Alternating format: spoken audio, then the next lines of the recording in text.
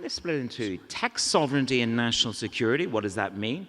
And investing them into geopolitical tensions that we have around the world. Jaspreet's very much an American investment perspective here. Philip Hugh bringing you the PE from China, Hong Kong, Asia. Mark from Intrepid Growth Partners will talk more about the application of AI. It's a monolithic term. This man has managed many billions of dollars over the years. And of course, we have Niko Karjalainen, head of advanced industrial over at Neom Investment Fund. So without any further ado, as a private individual living in New York, coming to live in the Gulf and covering the Trump administration for the second time, it's like a daily roller coaster of volatility for me. So I just want you to set the stage. How do you invest? If I said to you, what's the one thing that you've learned about 2025 in terms of this new volatile world environment? How do you attack the day, attack the month, attack the quarter, and adjust to the cadence of Trump 2? Jaspreet, good morning. Of course, good morning, everybody, and really happy to be here. To answer your question, geopolitics today is moving in the speed of Twitter or X. And we all know that one single tweet can move the markets faster than any earnings report. So how do we adapt to that is the key question. And the answer really is that I'm American, I live in Abu Dhabi, so very, very familiar with the overall macro strategies on what America is looking to do, what the world is looking to do. So the safest thing is to really play the long game here. So to be timid is not the time. It's not the time to be fearful. And it's the sectors we know and the sectors we understand. We have a clear understanding of where they will be headed, obviously keeping geopolitics in mind. And I have the advantage point of living here and being American, so having the vantage point of two different geographies and two different cultures is a huge advantage. Philip, good morning. Obviously, for you, we were chatting a little bit earlier. I mean, you really have quite a global career. You're sitting in Hong Kong with a gateway into China at the moment. It's interesting, Jaspreet says it's the long game. I think we've all learned that after Liberation Day. And if you pull the ripcord on your pension fund thereafter, you've lost considerable amount of money. How do you and, Primavera think about the long game and the daily machinations that really come your way? How have you managed through this year? And what's your advice to everybody in this room about how to manage through the next 3 years? We've been doing cross-border since 2015, but bringing some of the China perspective to the panel. I'll use Chinese companies as an example. They've been battle-hardened. It's not just geopolitics, it's deflation, it's trade. It's really hardcore, cutthroat domestic competition. But I think through the past few years, Chinese companies are tough. All this volatility, they're used to it now. But I think from my perspective, they're not just surviving at this point, they're thriving in many respects, but in a way undervalued. So I'll share one example. Tesla today, the market cap is 1.4 trillion with a T, right? BYD, its market cap is 130 billion with a B. It does 30 billion more in revenue than Tesla. In terms of net income, it's about even, around 6 billion. In terms of net margins, they're about even 5 to 6%. But the valuation gap is clear, right? And even if you look at their product, the Model 3 in China sells for $33,000. The BYD Seal 6, which I would argue is a better product, it sells for $15,000. So I think not just that, but you also see de-risking and diversifying. So today, Chinese companies, they're very global, and they've moved away from the US. In terms of trade, in 2005, Belt and Road countries accounted for around 30% of trade for China. Today, they account for about half, 50%. If you look at MSCI China, in terms of corporate exposure to US revenue, it's only around 4% now. So things have changed. So I think really when we look at Chinese companies, it's not just surviving, thriving, but it's also diversifying. But I think overall undervalued. And again, we'll talk about this in a while, but it sort of plays into the idea, we're all speculating on this idea of how do you de-risk yourself slightly either from your dollar exposure, your full dollar exposure, we're pegged to the dollar here, or how do you change your business model perhaps that is de-risked a little bit. Mark, good morning to you. You won't mind me saying that you've managed money over a rather extended period of time through major volatility periods in your career. How do you look at 2025 and the Trumponian world that you deal with from an investment perspective? Good morning. Yeah, good morning. So I think the way you need to invest is always into a world as you see it, as the world really is, rather than a world where you want it to be. So, and the fact is that the world, particularly in the technology world, is bifurcated. And so that's just a practical reality that everybody has to deal with. So I'm investing in technologies. I'm investing in application layer AI companies. I'm investing in the West. So I'm investing in North America and Europe. And the bifurcation of the world, while it may be disruptive, it also throws up opportunity. So it throws up opportunity where there might not have been opportunity because of highly competitive companies from China who are going to get blocked out of Western opportunity over time. And that particularly goes for dual use and defense technologies. And again, sadly, there is a war going on in Europe, and that again has thrown up a huge amount of opportunity in defense tech in Europe in particular. And as the US has pushed NATO members towards 3% and then 5% of GDP, there's an enormous amount of money available for innovative companies who are investing in that area. So there's one particular, I'm also investing in medical diagnostics and financial technology and other areas, go-to-market technology, sales enablement, other areas that are less prone to that type of opportunity that's thrown up. But in all of these areas, we also have to keep a keen eye on where we might get disrupted by a company that emerges from China and still has the opportunity of going globally. And certainly in robotics, for the moment, China's far in the lead on various aspects of the robotics supply chain. And until they are impeded from providing their product into Western markets, it's going to be a challenge, I think, for Western robotics companies to compete. But that might happen over time. Well, we certainly had that massive disruptive moment a little bit earlier in the year when I think it was DeepSeek in China in terms of we're able to produce an AI solution proportionately less than what the Mag 7 have committed in CapEx. Niko, good morning.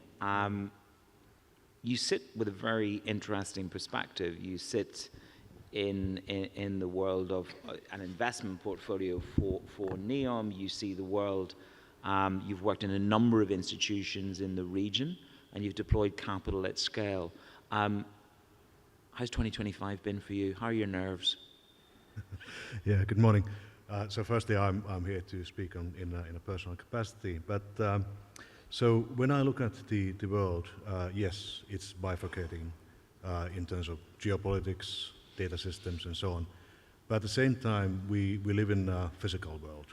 So supply chains, physical supply chains, their bifurcation comes with a delay, so they're a bit more sticky than the data world.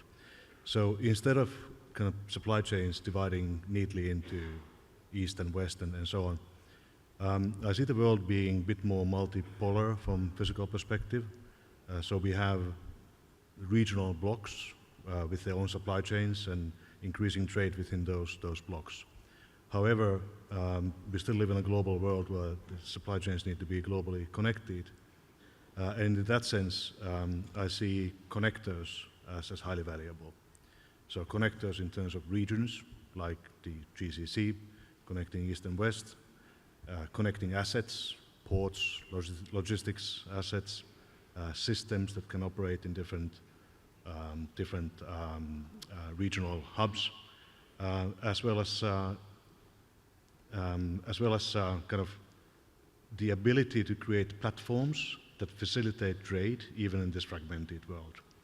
And in that sense, I mean, this region is well positioned, and the change that we are experiencing takes probably longer than anticipated, especially from a purely industrial perspective.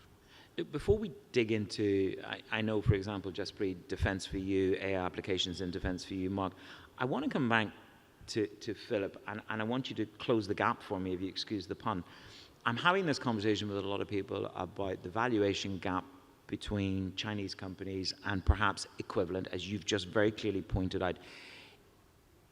If there's I want you to cast forward, because that's what we're here to do. Where are the opportunities? Do you think those valuation gaps, let's say we get to the end of it, a new trade deal, a new trade paradigm between the United States of America and China, will that allow some kind of a moment of valuation gaps to close? Is there still an opportunity to think of it, if there is geopolitical progress and the spheres of influence meet, does that shift the valuation gap that exists at the moment? I would hope so. I think even if you look at, and I gave kind of a public markets perspective on the valuation gap, it's very similar in the private markets. You'll see equivalent companies across, if it's Facebook versus ByteDance, it's, a tenth of the valuation gap. There are many, many examples. But I would hope that that gap fills. My view is that as much as Niko mentioned, that there's this bifurcation between geographies, there's still a massive dependence, right? And we talked about rare earths earlier. China accounts for 70 to 99%, depending on whether it's mining, separation, refining, manufacturing of rare earths globally, either 70 to 99%. And it goes into everything, whether it's EVs, wind turbines, missiles. Rare earths aren't rare, but the process of getting them into these components, is difficult. So the dependency, I feel, across this, whether it's pharmaceuticals, whether it's electrical components, India, made in India iPhones, 70% of their components come from China still, right? So I think there is an interdependence that is going to be very, very difficult to break. And my hope is that, geographies come to understand that sooner than later, and hopefully that leads to some valuation gap, filling. And maybe this geopolitical dislocation forces the rest of the world to put their technological house in order in terms of how to actually deliver on the rare earths. Jaspreet, let's just dig a little bit deeper into the defense side of things. It's a monolithic term. It's a bit like everybody says to me, AI, and you go, yeah, can you just break that down a little bit for me beyond ChatGPT or Grok? So I want you to take the monolithic term and tell the audience where the biggest opportunities are in defense. As Mark just said, NATO members are now committed to 5% of GDP. Of the GDP spend on defense. That's the headline. What does it mean in reality for investing? So defense has always been a fantastic sector, but unfortunately also been a sector where a lot of institutional investors have shied away because they thought it's against ESG. That's changing very, very quickly. But if you look at the investments in defense, the trajectory has been upwards consistently. And we were watching the market very closely, and we knew that if Trump is the 47th president, which happened, which was fantastic, we knew that that trajectory would actually become a vertical line, and that's exactly what happened with the NATO, the 5% spend in GDP, where everyone has to spend, and also United States stance that we're not here to protect the world, everyone up your spending. The sector has become even more attractive. Secondly, traditional wars were fought with tanks and missiles and, airplanes and seas. The new warfare is different. It's driven by technology. It's cyber. It's space. It's And so AI. are you investing in it's not picks and shovels in defense, but where in that supply chain is there still an opportunity to invest? Is that how we should now be looking at it? Because the quoted equities, to a certain extent, a lot of the quoted equities have already run so high, so fast. You could still argue that you should be looking beyond private markets, beyond public markets. Well, we invest at the tail end of it. So, but is the opportunity in tech or in the traditional? It's in both. It's massive, and it's growing.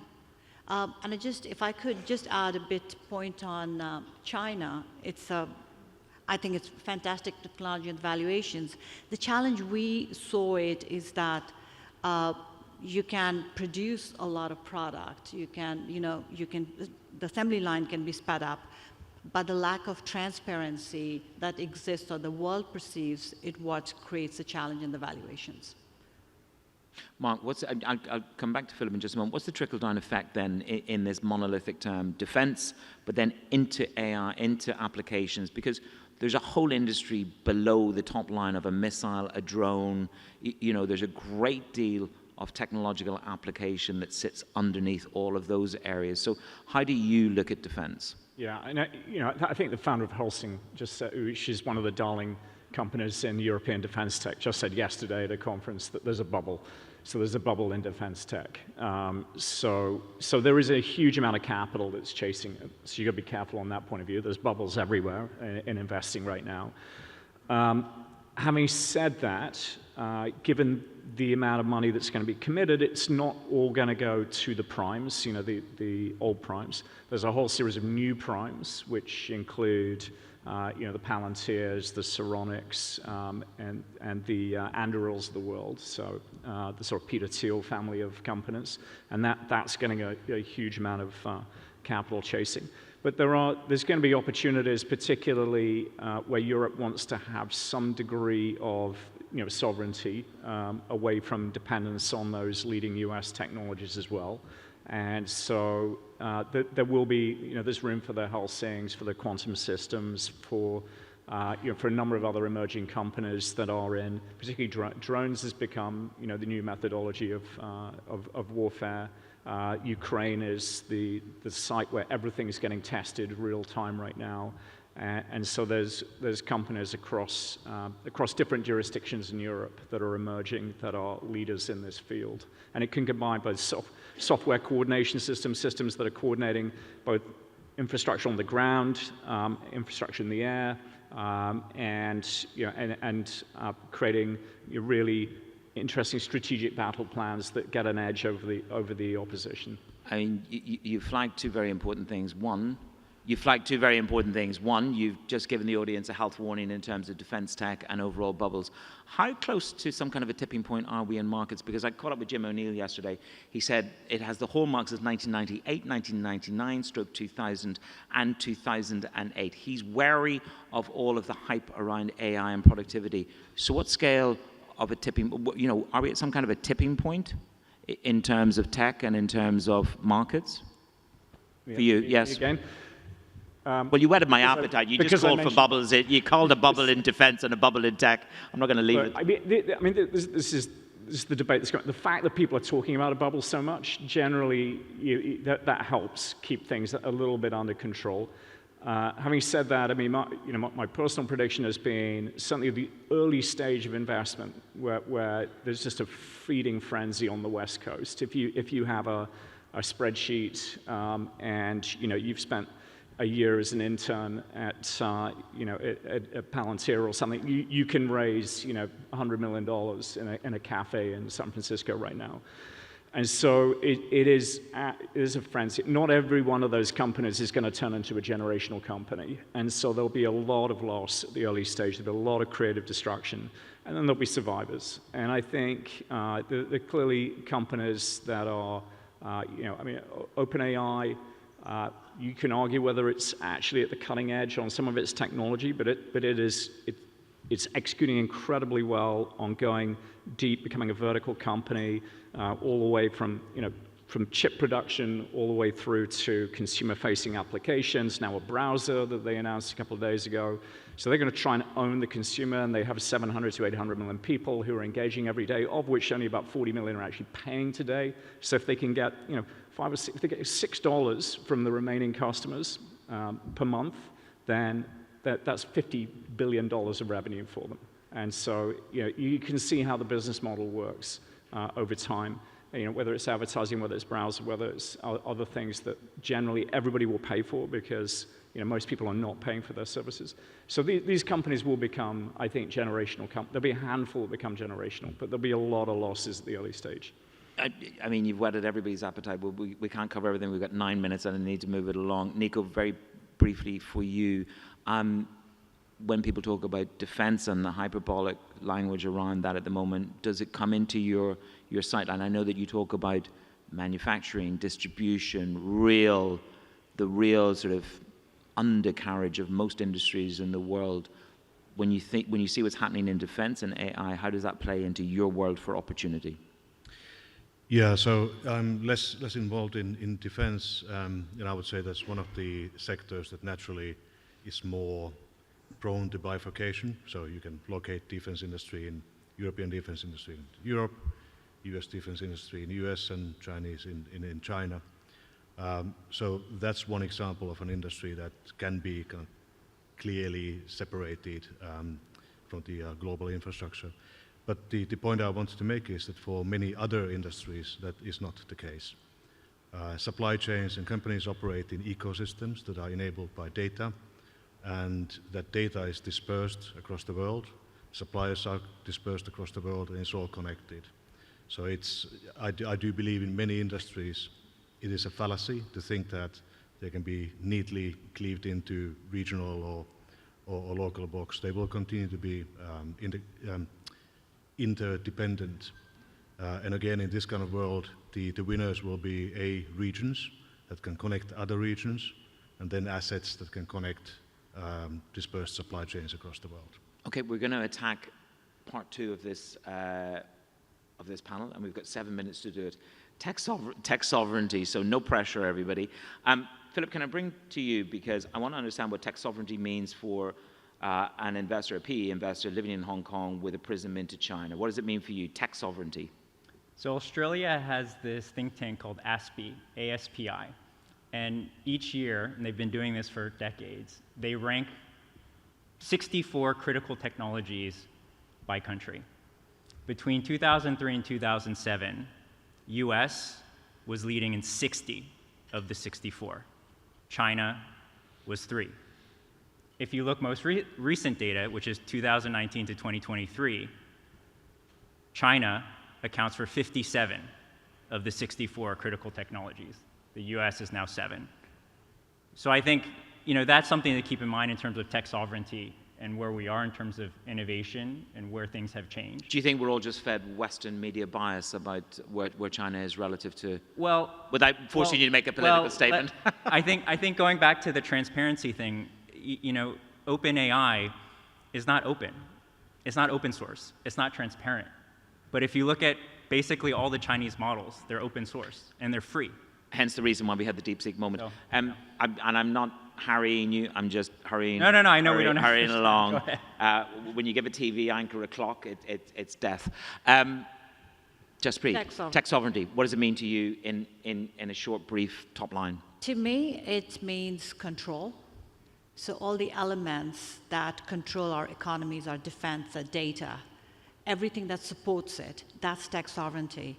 And tech sovereignty is not about building walls with the world. It's about enabling the nations to have agency, meaning we have the ability to choose our own technology pathway without being held hostage by someone else's supply chain or products. Mark, for you, tech sovereignty. I think chips, I think dependency on NVIDIA, the circular movement of capital from NVIDIA to suppliers. But what does tech sovereignty mean to you? What do you think it's going to mean over the next couple of years? I'd say ditto. I mean, it's lack of dependency. And then the question is how much lack of dependency you can have. It's lack of dependency over the physical elements, so the chips, the data centers, the power, through to the software, and then the data. So people want to have sovereignty and control over their own data. Most countries don't want to have their data just floating around all over the world in different places where they may not trust. And they don't, there's a practical reality into how much lack of dependency you can have on all of this. Not every small country is going to have their own fab and produce their own cutting-edge chips. Not every country is going to have massive data centers as well. So you have to, and not every country's going to be able to, for example, not use Microsoft. I mean, when people say they've got complete lack of, they've got complete independence, then ask them, are they using Microsoft software? Really hard not to use it somewhere in your stack. So I think people have to be realistic and look at what are critical systems and critical vulnerabilities that you really want to protect and make sure that they are isolated in some way. Listening to this, I think the future for PE, global PE, is phenomenal. That's where you're going to have a lot more detailed knowledge on individual countries, because this is going to be the world is going to split. We're becoming much more split as we seek our own autonomy, our own tech sovereignty. That's what I'm taking away. Niko, what does it mean to you?